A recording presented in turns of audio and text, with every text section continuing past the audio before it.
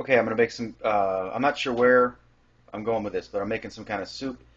I got some leftover stuff from Sam's Club, and I've got some potatoes here, some onions, fancy onions. I don't know, they're from Mexico, and then a couple regular onions, or tomatoes, I mean, and then the zucchini, shades of my childhood, living in places like Greece.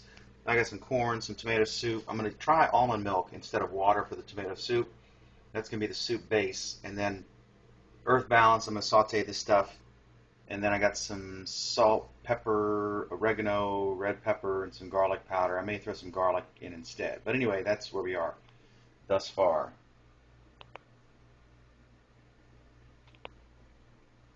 All right, first thing I'm going to do is I'm going to chop up the onions, and then I'm going to saute them in the earth balance.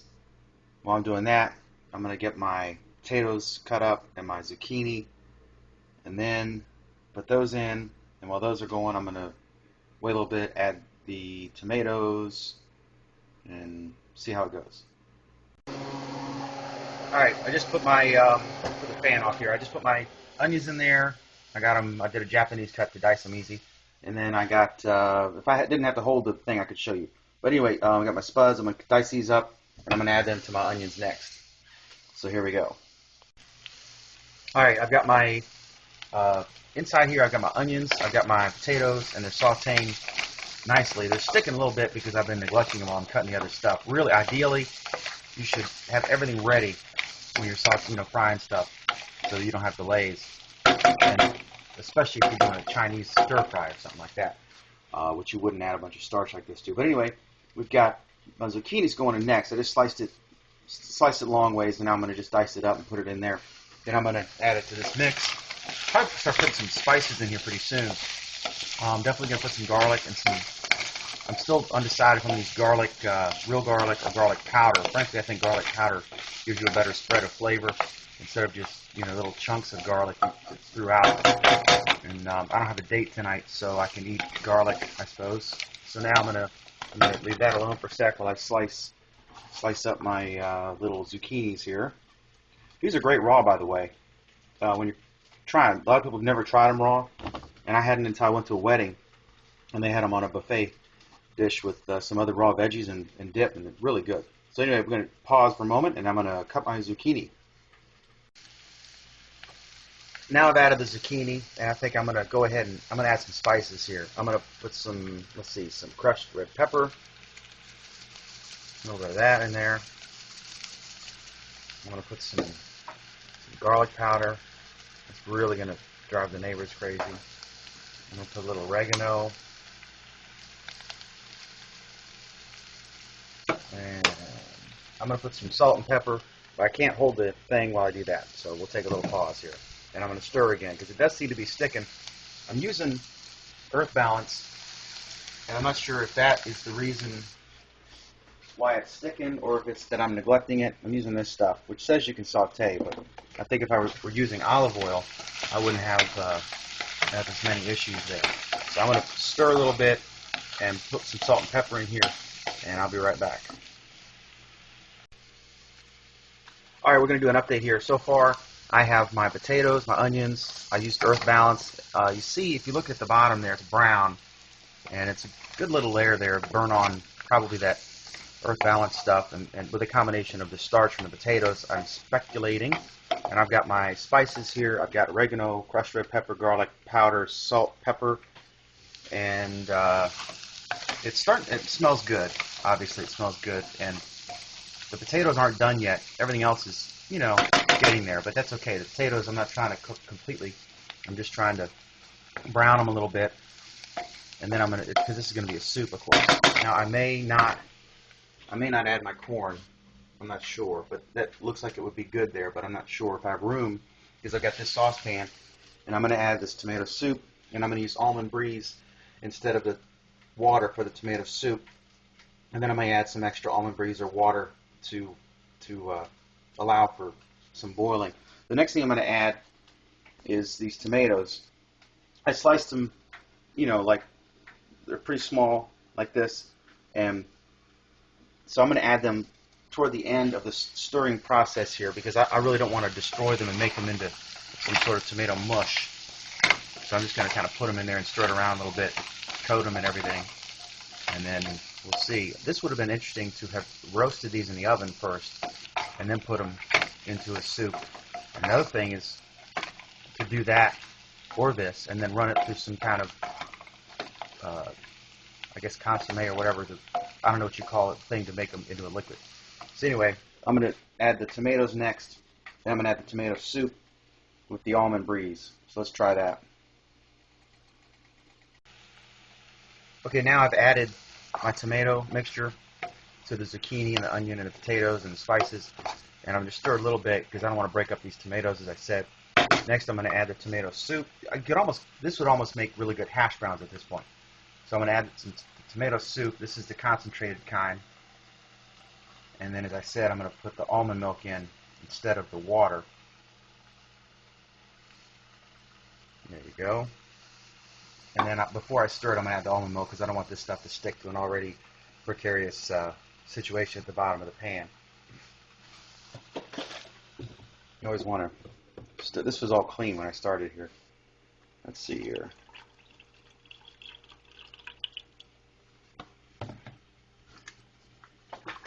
You always shake up your almond milk. This is my grievance with these things.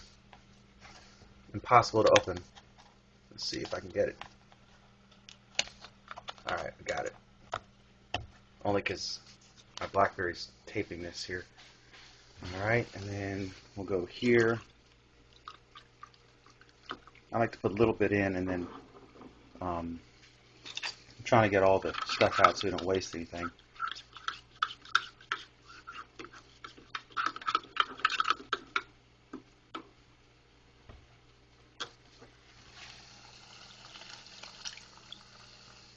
It's not quite gross, but I don't know.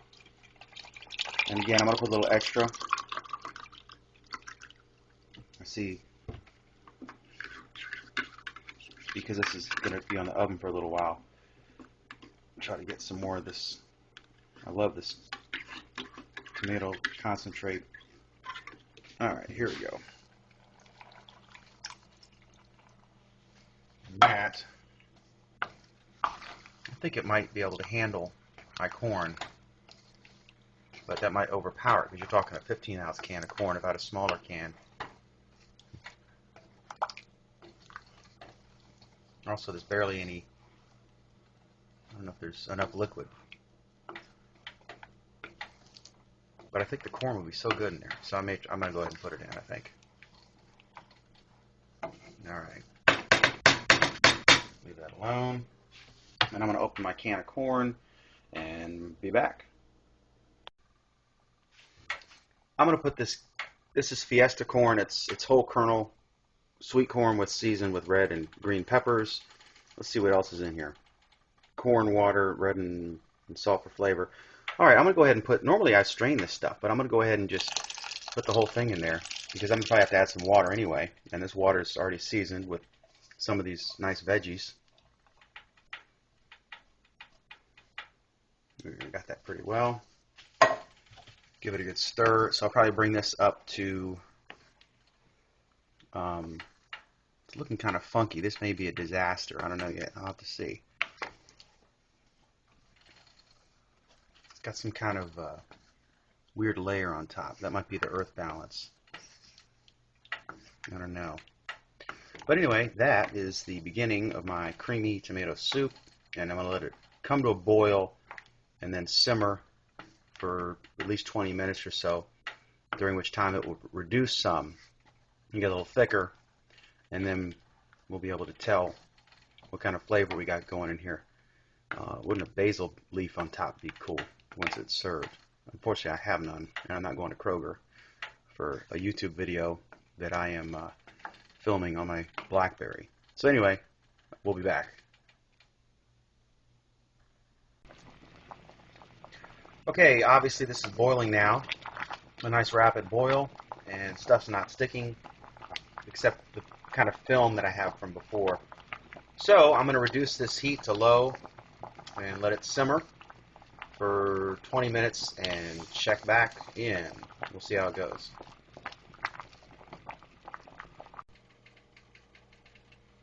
Okay, as you can see, I've got a little simmer going on. Got some bubbles coming up. That's a little too much. I've raised the heat to 4. I had it on low, and I just didn't have any bubbles. I want some bubbles, but I don't want too many. So what we're trying to do now is make sure those potatoes and zucchini are cooked through. I can tell you, I've tasted it. It's really, really good. That's what it looks like there. You got your onions, potato, tomato, corn, zucchini, your spices, your tomato soup, your almond milk, and some sort of residue on top, which I'm not sure what it is. I don't know if that's the garlic or what that is, but I'll keep experimenting. But soup is kind of whatever you got, throw in there. That's what it's for, I guess. Seinfeld aside, soup is kind of I don't want to say trash food, but like leftovers, and you kind of stretch those out. But I really like it, especially on a chilly day or whatever. And I went swimming today, so I'm really craving some carbs, and this is going to be really good. So now I'm just waiting for these potatoes to finish. I'd say about 10 more minutes. So we'll let it go, and then I will plate it up. I say plate because we're in a company apartment. I don't have any bowls or a ladle, so I'm going to use a mug, I think. All right, we'll give it a shot. Okay, so here you go. This is what I'm going to call my creamy tomato hash brown soup, because that's kind of what it is, with little corn and zucchini mixed in there. And it's all completely vegan if you're a vegan or vegetarian. If you're not, some leftover roast beef would be terrific in this. You could even use a beef stock or chicken stock instead of the almond milk that I used. You could throw some cornstarch in there. You could blend it if you wanted the consistency of, say, a split pea soup or a cream of broccoli. You could blend all this together. But you see all this really good stuff in there. It's pretty much done. And like I said, we're in our company apartment, so I don't have any bowls. It's pretty ghetto, but I got this nice coffee mug, and I'm going to try it. And I can tell you, it's really good. So there you have it. Vegan creamy tomato hash brown soup. Little work in progress. Bon appetit.